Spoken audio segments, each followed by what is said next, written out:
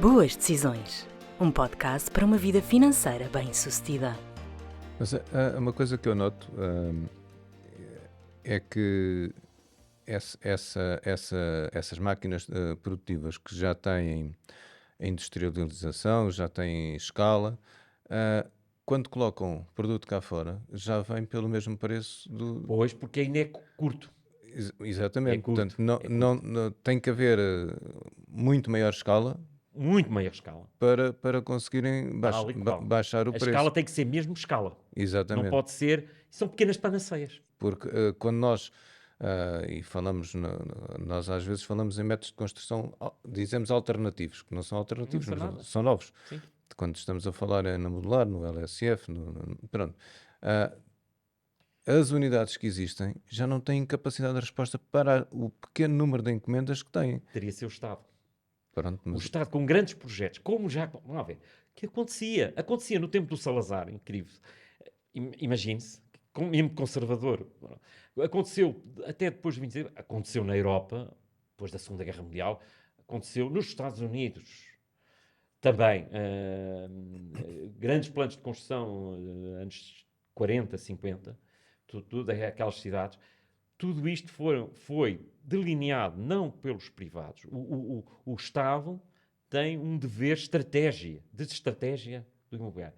Depois, o tático é do promotor imobiliário. Certo. E depois o operacional é as E pequenas empresas que fazem. mas acha que o Estado tem essa capacidade? Não, porque não falta-lhes conhecimento. Falta-lhes técnicos. Falta-lhes técnicos à altura. Exatamente. E eles não estão, como não sabem, e se calhar, pronto, se calhar são da área da economia em geral, não percebem nada dos modelos de produção imobiliária que podem ser feitos. O Estado, só há uma forma, que é o Estado ser dinamizador de novas formas de produzir. Mas não estou a dizer que tenha que ser o Estado a colocar o dinheiro. Lá está aquilo.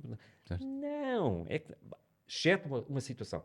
Talvez alguma habitação dita social ou para classes muito baixas, porque nós somos o país da OCDE que menos investe nesta base. Certo. Portanto, países muito mais ricos que nós têm níveis de, digamos, habitação ou habitação social, níveis muito superiores a nós.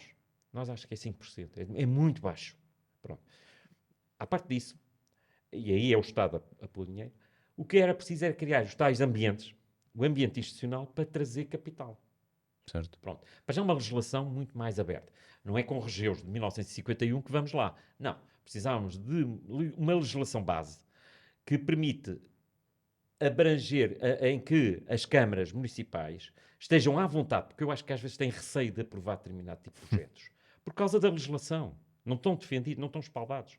E, portanto, precisam de uma legislação que seja mais aberta à inovação.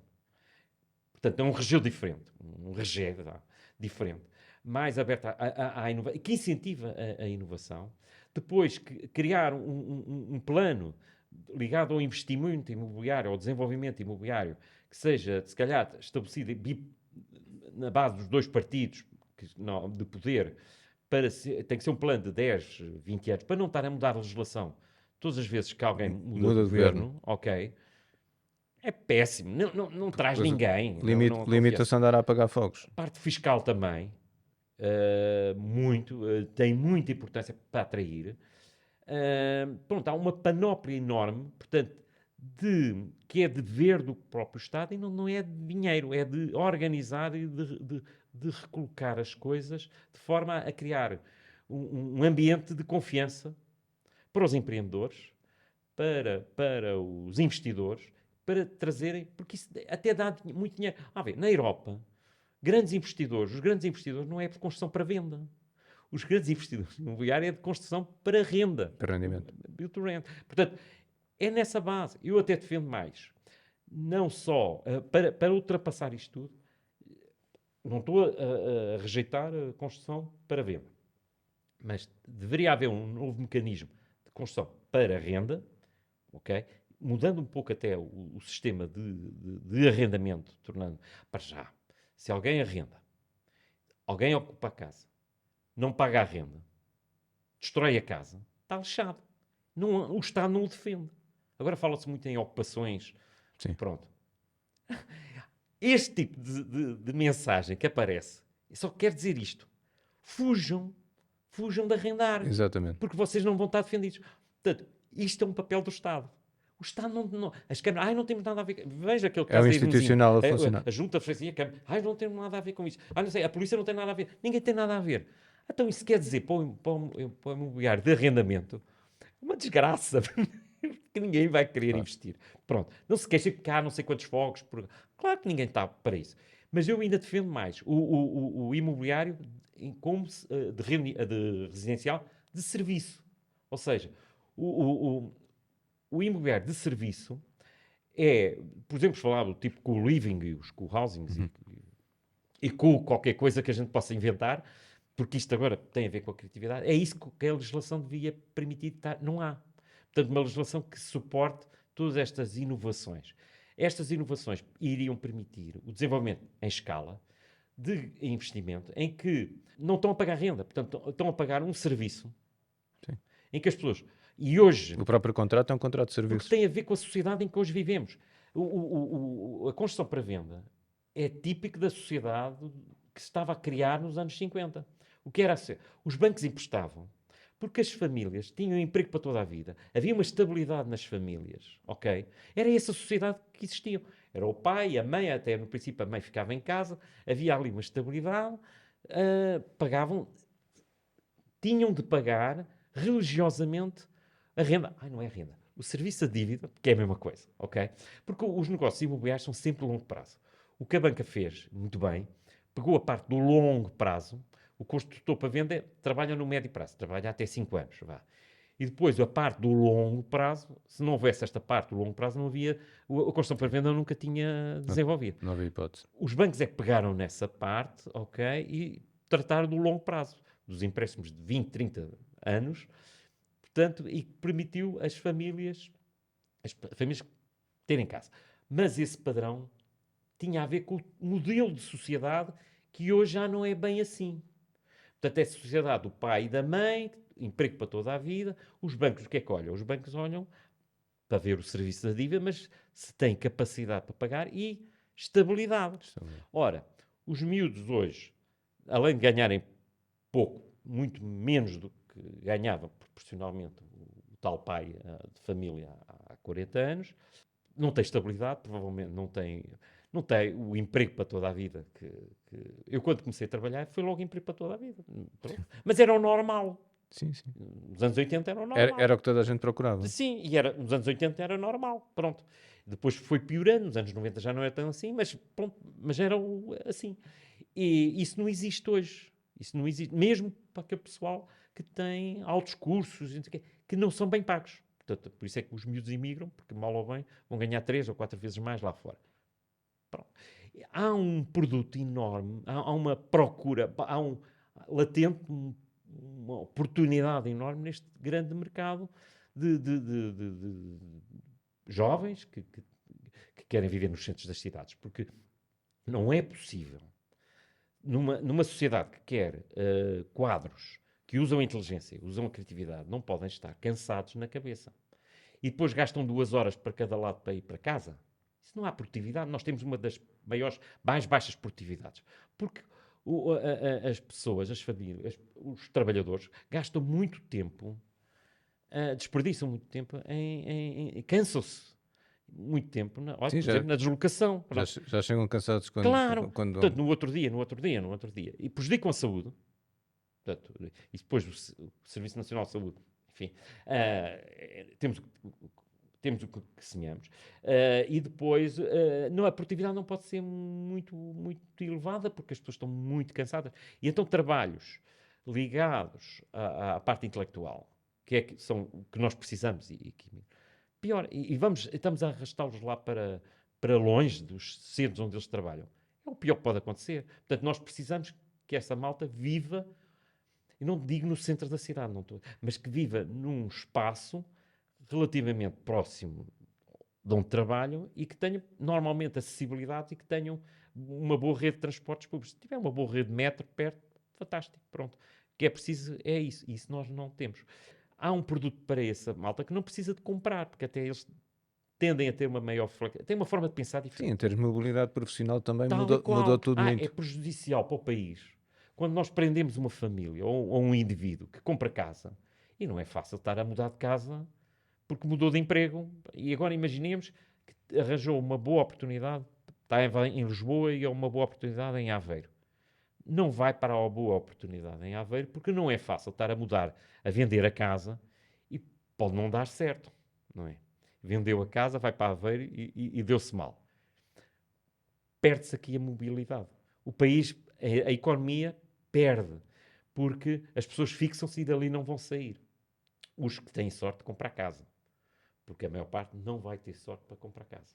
Pronto, não há produto para eles. E portanto eu vejo isto para já, não é? Para já. Eu ia pegar aqui num artigo que escreveu, Assim. que diz que satisfazer as necessidades de habitação acessível é possível, mas requer a mitigação das ineficiências, industrializar, assim, portanto, aquilo que estivemos a falar. Acha mesmo que é viável nós virmos a ter a tal construção ou da habitação a preços acessíveis no curto prazo? No curto prazo, não. Porque há uma revolução necessária aqui. Pronto. A tal revolução das mentalidades, da Portanto, cultura. Pronto. podemos falar, mas não vamos sair disto. Não. Falamos, não saímos.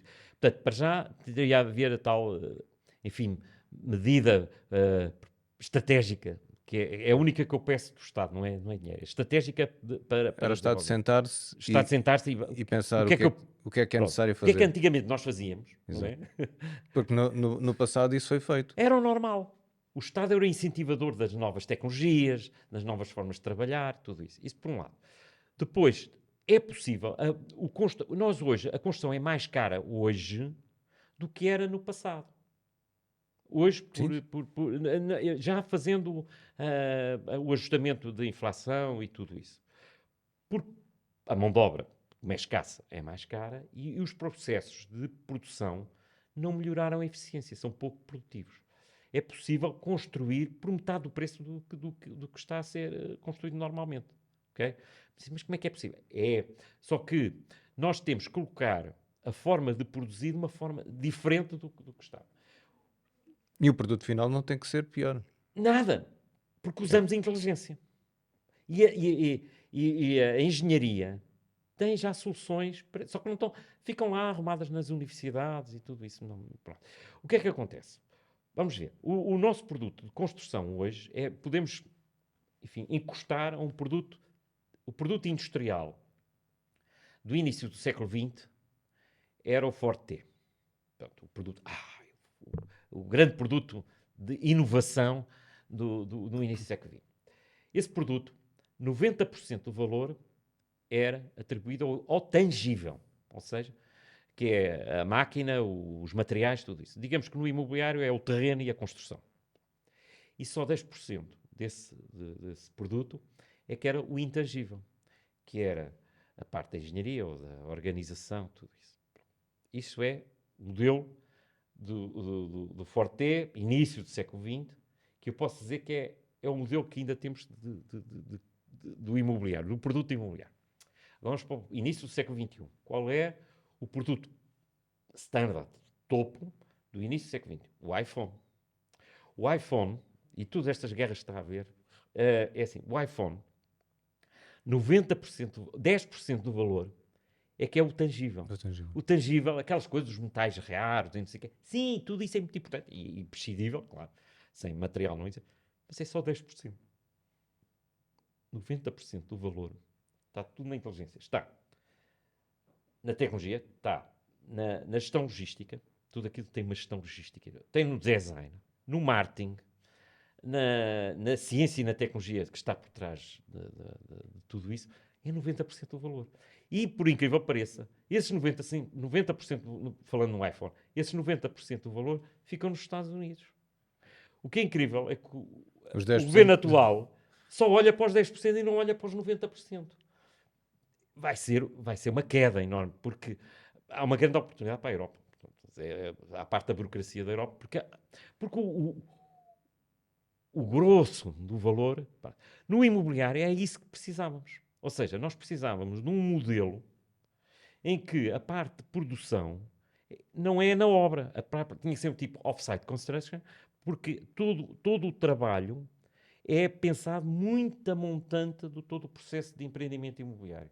E começa na criação do conceito, mas tudo o que é planeamento, em Portugal, nós temos um problema com o planeamento cultural. Portanto, planeamento, toda a parte da gestão de processos, gestão de projeto, gestão de processos no sentido da organização, porque qualquer atividade, qualquer empresa, é uma sequência de atividades com uma determinada lógica, é um processo, ok? E, portanto, pensando não no terreno, mas ainda só com o computador ou com a cabeça, não é? Onde é que eu posso melhorar todo o meu processo? Ou seja, onde é que eu tenho desperdício? Onde é que, se calhar, alguma atividade está no sítio errado? O que é que eu posso melhorar para esta atividade ser mais eficiente? E hoje existem já tecnologias ligadas à inteligência artificial, ou na área da inteligência artificial, que nos ajuda muito isso. Eu, nas minhas aulas, já dou muito tudo do que são o DevOps, portanto, nesta área de Development and Operations, portanto, na área do DevOps e da filosofia do Agile, do ágil. Portanto, construir ágil. Portanto, já dou aos meus alunos como aplicar, por exemplo, um aplicativo que é o Scrum. Portanto, na gestão de curto prazo, dentro da grande gestão operacional, depois há o dia-a-dia de gerir todos os intervenientes do processo. E ainda não estou a falar da obra, portanto, de todos, e depois da obra também. Pronto, tudo isso. Mas já, digamos, outras tecnologias, o IPD, o Integrated Project Delivery, que é usar as plataformas ligadas à internet, enfim, e pôr aquela malta toda a gente em comunicação. Estando lá o promotor pode não ser o promotor que faz, pronto, aquele senhor mais idoso que é o promotor, não é? Pronto, ok, não vai estar à frente disto, fará o trabalho mais de relações públicas, o normal, mas terá junto dele um gestor de projeto. Um gestor de projeto, que é o tipo que será o gestor BIM, ou o gestor, pronto, é o que faz a parte, usando as plataformas tecnológicas e ligando todos estes intervenientes, os arquitetos, os marketeers, toda esta malta, portanto, a parte da inteligência do processo. Pronto, isto. E o plano de negócios. Às vezes aparecem planos de negócios, que é um discount cash flow. Isso não é plano de negócios. Aliás, o discount cash flow só serve para uma coisa. Para verificar se aquele plano é viável ou não é viável. Na banca, quando se pedia às vezes um plano de negócios, Ai, ele não existia. Pois não, ou então mandavam, e às vezes empresas conhecidas, mandavam um discount cash flow Sim. para empreendimentos conhecidos. Eu não acredito. E eu, depois, isto é em 2000 e pouco, quando eu estava a fazer o doutoramento em Inglaterra, eu não acredito que os planos de negócio sejam assim. Deixa-me ver. E, portanto, eu comecei a estudar lá e comprar uns livros e tal. E isto não é nada assim. E lá, e nos Estados Unidos, depois comecei... Portanto, é a atividade mais importante, das atividades mais importantes e mais bem remuneradas, é elaborar um plano de negócios, que é numa fase muito, muito, muito, muito preliminar. E aqui, não, às vezes a falar, eu não sei para quê, não sei para que é que serve isso. Portanto, ainda não saímos desta fase empírica muito ligada ao tangível. Portanto, o forte é. Não. Toda esta atividade. Porque é que serve o plano de negócio? Tem uma. A parte de fazer. Eu também lhe chamo, às vezes, plano de empreendimento imobiliário. Portanto, pronto, dou-lhe assim um. Pronto. Mas, pronto, ok, tem uma importância que é fazer o planeamento do empreendimento imobiliário, ou seja, pensar em todos. Na avaliação de risco, não falei nisso, a avaliação de risco, que é uma coisa que também o nosso empresário, o risco não entra. Houve um livro que eu li que dizia, um livro português até, que dizia que a diferença entre o empresário nacional e o empresário lá fora, dos países, quer dizer, mais desenvolvidos, é que o nosso empresário, ou quem está a vender, preocupa-se 80% do tempo na venda e no preço que vai vender, na taxa, empurrar a taxa, e só 20% no risco. E o de lá de fora preocupa-se 80% com o risco, depois testando, portanto, para mitigar possíveis problemas e encontrar o caminho mais proveitoso, não é? Porque a avaliação de risco permite isso, e depois só 20% é o resultado, portanto, porque isso depois já é uma consequência. Nós ainda não chegámos aí. E o plano de negócio, por causa disso, portanto, a parte de ser o plano de empreendimento imobiliário, e, portanto, é uma figura importante para pensar em todos o caminho melhor, o caminho mais crítico, o caminho mais que nos leva a criar mais valor, isto ainda só na secretária, tem uma função super, super importante, que é, como é um documento escrito, okay, e isso é o que é aquilo que eu tenho lido na literatura americana e inglesa, é o documento que serve para atrair o investidor estrangeiro. Como é um documento escrito, está escrito. Tudo o que é escrito tem mais importância do que é falado. Sim. Falado ninguém grava. Portanto, o escrito é assinado. Portanto, há ali uma prova. Dá um grau de confiança ao investidor. Epá, eles precisam. Credibiliza. Credibiliza. Exato. E, portanto, ainda não chegámos aí. Portanto, o que eu estava a dizer é que este modelo de negócio é um modelo que tem uma... ainda por cima, todo o trabalho intelectual é menos bem pago, para já, é menos bem pago do que o outro É trabalho. o que é Hoje considerado o pedreiro ganha mais com o engenheiro. é o que é considerado uma gordura. É considerado uma gordura. Por falar em gordura, cá está, fazer uma abordagem lean, portanto, dentro desta... ver qual é o caminho e eliminar as gorduras. Porque se não fizermos nada disto, elas vão aparecer. E eliminar as gorduras é, por exemplo, os processos de licenciamento demoram muito tempo. Pois a montante, o que é que eu preciso de fazer para que o meu processo de licenciamento seja mais rápido? Exato. Pronto. Isso é tudo pensado antes. E ainda nos falta chegar a esse nível. Quando chegamos a esse nível, e depois a parte de produção, mais ou menos é. Porquê? Porque depois é tudo industrializado. É a máquina a fazer. Se calhar não dá muito emprego, mas é a máquina a fazer, ok? Mas nós também não temos a mão de obra. Cá está. E a mão de obra é uma mão de obra simples, que é quase, digamos, a parafusar a porca A no parafuso B. Fantástico. Podemos pensar, mas o que é que ele está a falar? É só simplesmente colar. Nós estamos no século XXI. Colar. Como é que se faz um automóvel hoje? Como é que se faz um iPhone? Ou melhor, vamos para algo que as pessoas conhecem. Como é que se faz os móveis IKEA? Os móveis IKEA, é fácil quando chegar à nossa mão e vamos só lá parafusar. Ainda por cima está tudo ali bem... Pronto. Pois é, para chegar a esse nível, ao nível que é fácil a quem produz no final, não é? A montagem do móvel, há um trabalho de montante super elaborado, não é? De planeamento, de pensar, de criatividade. Foi o que permitiu a escala. Permitiu a escala e permite fazer e com um alto valor acrescentado. O IKEA, nós precisamos ter construção tipo IKEA. Pronto. É isso que nós precisamos. Professor, já falámos aqui também um bocado de investimento. Que conselhos é que daria a um pequeno investidor imobiliário? Ok. Em termos do risco, deste tipo de Sim. ativo, do prazo de investimento, da remuneração esperada. Pronto, ok. O pequeno investidor, para já, ele sabe que não tem muito dinheiro. É um problema que nós temos. Aquilo que eu ensino nas minhas aulas é como é que eu consigo, eu como pequeno investidor, eu preciso de fazer algo que é importantíssimo, que é, cativar capital. Se calhar, preciso de arranjar um sócio que tenha capital, que não precisa de perceber muito. Isto é ok? E falámos de plano de negócio, falámos nessas situações. 2, dentro da elaboração do plano de negócio ou do plano financeiro, há aqui um conjunto de instrumentos, isto tudo dentro da lei, de instrumentos que me permitem maximizar o autofinanciamento. Portanto, há aqui fontes que são externas, portanto, os capitais próprios, os capitais alheios. Capitais próprios normalmente são poucos, enfim. E depois o pelo do próprio cão, ou seja, o dinheiro que é criado dentro do próprio investimento. Depois há aqui técnicas, pronto. Por exemplo, pode ser o faseamento.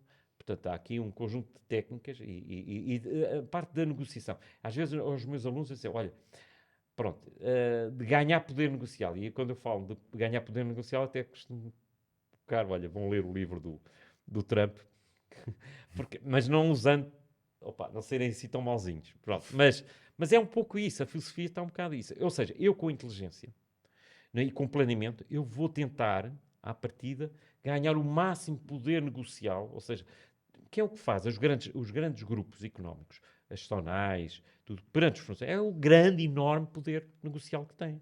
Pronto, o próprio promotor, ele sendo pequeno, tem um baixo poder negocial, é verdade. E, portanto, ele está muito... Quem tem um baixo poder negocial, normalmente é ele que está mais na mão do fornecedor, sei lá, do empreiteiro, do que ao contrário. Pronto, é verdade. Portanto, ele tem que usar um pouco a inteligência para criar o máximo poder negocial para, pelo menos, enfim, se não em vez de estar a pagar logo no mês seguinte, pá, se conseguir pagar 3 meses ou 4 meses, é melhor, há um ganho aqui, ok?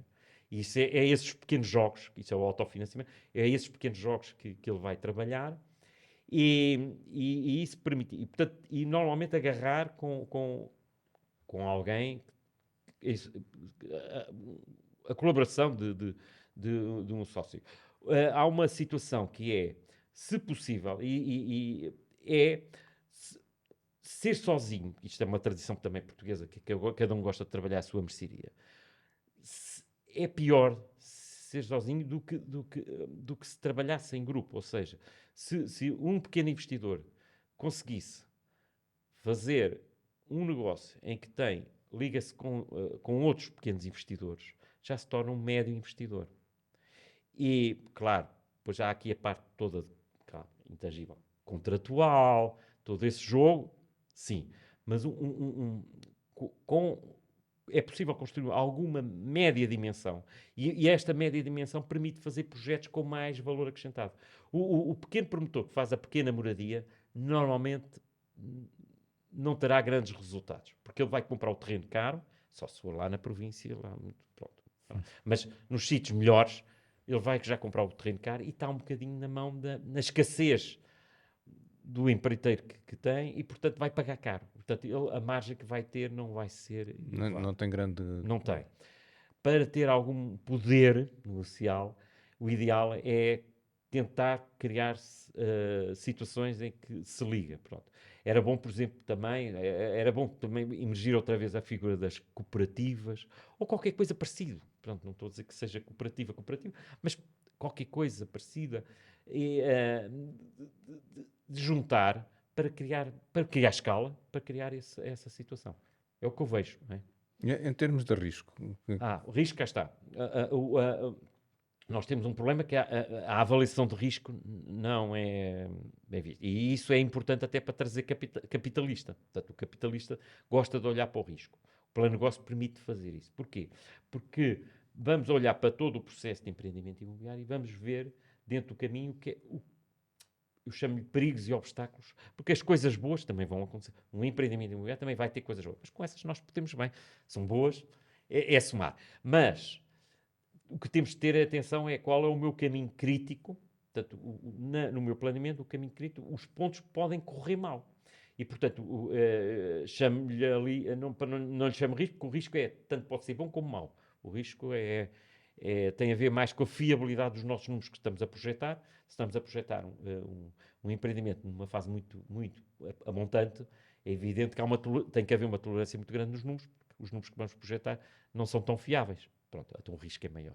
À medida que nós vamos avançando no empreendimento imobiliário, nós já vamos acertando contratos e vamos pagando, e portanto, naturalmente os perigos e os obstáculos vão sendo ultrapassados, o risco está a baixar. Baixa assim, pronto. Eu pus isso até no livro, tem um pouco lá no último capítulo. Portanto, isso é o normal, de uns estudos feitos no MIT. Pronto, lá na América preocupam-se com estas coisitas, mas cá ainda não chegou. Portanto, e o risco, portanto, há um risco inerente, portanto, que vai contribuir depois para a remuneração do capital. É um risco sistémico, que hoje deve ser elevado por causa do Trump. O risco sistémico, o risco de mercado, não tem nada a ver com que é de todas estas confusões das tarifas, vai e vem, cria muito pouca confiança. Não tem a ver apenas e ninguém vai investir. Não tem a ver com o setor. Está tudo a ver. O que é que este maluco vai fazer a seguir? Portanto, vamos estar aqui 4 anos nisto. Portanto, eu vejo isto um bocadinho negro por causa disto. Não é porque não haja dinheiro, pronto. Isto no risco sistémico é capaz de estar elevado. No empreendimento sozinho, portanto, isolado, é o risco específico.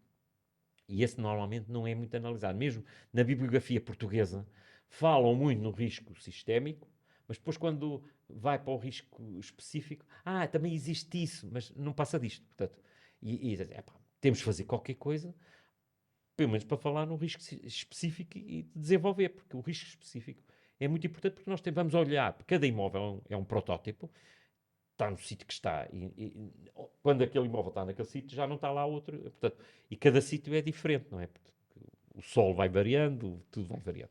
Portanto, cada imóvel tem um risco específico muito próprio. Conviria haver uma forma de avaliar isso. Obviamente, se um imóvel ou um empreendimento imobiliário nós apreciamos que há de ter um risco maior, pronto, se calhar vamos exigir uma remuneração mais elevada. Se não temos noção disso, vai tudo correr bem. Logo se vê. Isto era uma coisa que eu ouço muito. O logo se vê. O logo se vê é o pior que pode acontecer. Porque o logo se vê é deixar para o futuro com uma ação reativa, ou seja, depois de acontecer é que eu vou... É mau. Neste sentido, temos de ter uma atitude de planeamento e, portanto, não é de reativa. Devemos ter uma atitude proativa. E, portanto, antes de tudo acontecer, eu já estou a pensar nos perigos e obstáculos e criar medidas. Podem não dar certo, mas criar medidas, pelo menos faço qualquer coisa, criar medidas para contornar esses obstáculos e ultrapassar essa. E, portanto, há aqui esta atitude nova que um investidor, um empreendedor moderno deve ter. Portanto, olhar e não só para a parte. É preciso avançar já para a obra, não há planeamento, não há nada. E depois estão 7 anos à espera da autorização da Câmara. Exato. Pronto. Já falámos no estado atual, agora iria lançar-lhe o desafio Sim. de perspectivar como é que vê o futuro Sim. do mercado imobiliário para Sim. os próximos anos, no Sim. que toca à relação à oferta-procura, à indústria, à promoção, o financiamento, a valorização, portanto, o que é que perspectiva Sim. para os próximos tempos? Ok. No curto prazo vai continuar tudo na mesma e os preços vão aumentar, sobretudo nos grandes centros. Portanto, porque há aqui um problema da cultura. Pronto. No médio, longo prazo, nós vivemos num grande país. Portanto, por isso é que os estrangeiros nos procuram. Claro. E, portanto, o país físico, não é o país institucional. Pronto, aqui dos ambientes que eu falei. E o ambiente humano, portanto, o país humano até parece que as pessoas gostam, portanto, que somos até mais ou menos hospitaleiros, e não sei o quê, pronto. Ok, o país humano até não é mau. O país físico parece que é muito bom. Portanto, temos sol, o clima é ameno, portanto, temos tudo para sermos uma Califórnia da Europa, enfim. Mas não chega, portanto, precisamos do tal ambiente institucional, portanto, o país institucional. Pronto. Mas nesse campo nós temos uma boa oportunidade, uma base de trabalho muito boa, muito boa. E pronto, para trazer. O que é que nós precisamos? Precisamos de empreendedores modernos, por um lado, já falei muito sobre isso, e de capital. Sem capital, não há nada. Ora, a forma de ter capital para os nossos empreendimentos imobiliários, claro que há sempre um bocadinho de banca. Nós somos contra grandes alavancagens financeiras que dêem um mau resultado. Sim, ok, 50% de loan to value. E a banca aí já não cede muito nisso. Pois, exatamente. Vá lá, aprenderam. Já descalvado. Doeu. Exatamente, pronto. E muito bom, porque serve também como um conforto para os capitais próprios. Isso está tudo bem. Agora, na prática, o que nós precisamos, se calhar, é um novo paradigma relativamente ao investimento. À parte do investimento privado, sim.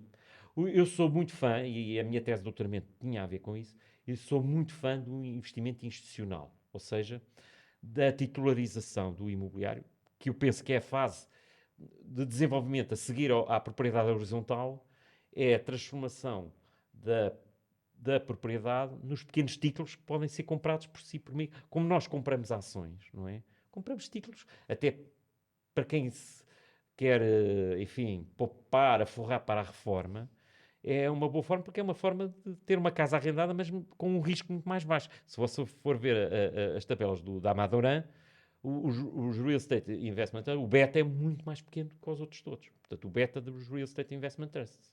Pronto. Ou, em Portugal, temos pouco. O SIGI, Sociedades de Investimento, não deu nada. Pronto. Pronto. Infelizmente, cá está. Enquanto em Espanha a bombar, toda a Europa a bombar, os Real Estate Investment foram criados nos anos 60 para a Holanda. A Holanda é muito à frente. Okay? Criados na década de 1960.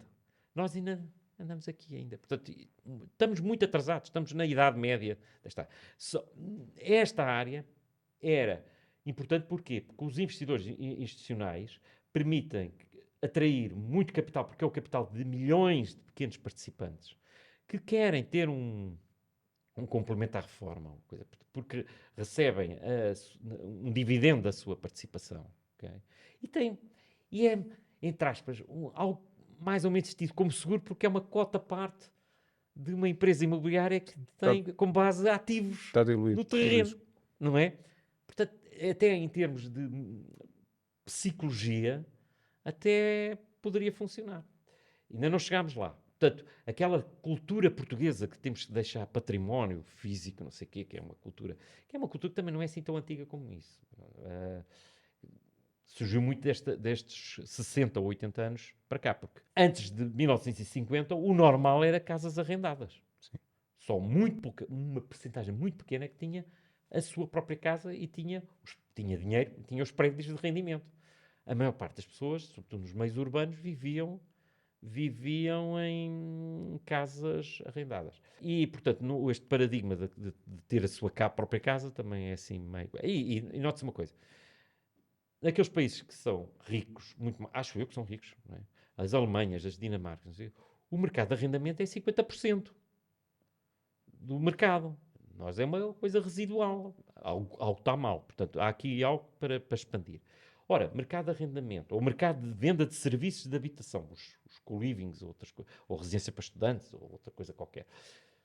Okay, joga muito bem com investidores institucionais, porque o investidor institucional, isto foi até o tema da minha tese de doutoramento, pode ganhar muito dinheiro com isto. Ou seja, há umas margens muito grandes, porque não há custos de transação no meio. Porque ele comprou o terreno na forma mais básica possível, até pode ser rústico, não é? Uhum. E não precisa fazer transações. Todo o empreendimento, a partir da gestão de processo e da gestão de projeto, portanto, é feita por ele, ou por a empresa que ele tem. Portanto, desde do conceito e desde o terreno básico até à colocação, e não estou a dizer venda, à colocação no mercado do produto de arrendamento ou serviço, vendendo os títulos, a venda e o capital, é a milhões de pessoas. Pronto. E essa é a parte boa da institucionalização do imobiliário, e que vai permitir dar um salto e, se calhar, às tais a construção de unidades em grande escala, com custos muito baixos, que permita a acessibilidade. Ora, isto tudo precisa do tal ambiente institucional, que não é você, nem ninguém, nem as associações profissionais conseguem chegar. Isto é unicamente um dever do Estado em criar esta base para produção neste tipo de longa escala. Depois os títulos. As pessoas compram os títulos e vendem como se vendem ações. Portanto, vão ao mercado secundário portanto, o que iria criar um dinamismo ao mercado imobiliário louco. Louco, porque as transações não são feitas da propriedade em si, mas dos títulos que a representam. Sim, um ativo. É um ativo. Um ativo, é uma ferramenta disto, de aforro. O dinamismo disto, não é? Permite às pessoas transacionarem. E, portanto, a riqueza cria-se, a riqueza de uma nação cria-se quando há transações. Aliás, numa sociedade de mercado como a nossa, só há riqueza porque há transações. Claro. E, portanto, passava a haver transações dos papéis, não são papéis, é tudo informático, a uma escala. Levando também a uma atração de empreendedores e que trabalham para isto, fazendo contratos que existem. Isto já está tudo muito definido, os forward commitments, portanto, está tudo. Contratos pré-definidos já, com estas unidades que detêm, que representam o capital e que têm este capital, mas não são elas que produzem nada. Elas depois subcontratam os promotores imobiliários nos Estados Unidos. Boa parte deles não é o promotor que constrói para venda como nós temos. São especializados a vender para este tipo de... É a única coisa que eles fazem. Sim, é um modelo de negócio. É um modelo de negócio. E nós não temos. Nós não temos e primeiro que venha, cá chega. Exatamente, por isso é que a curto prazo se esqueça. E nós vamos, eu penso, da maneira como, e os próximos anos vai acontecer isso, porque vão vir americanos, os nómadas digitais, é a única forma que nós temos, o turismo, é a única forma que nós temos de pôr dinheiro. Sim. Pronto. Já que não temos exportações de alto valor acrescentado, temos algumas, mas de médio valor acrescentado. De alto valor não temos. Portanto, temos isso, é um bom complemento.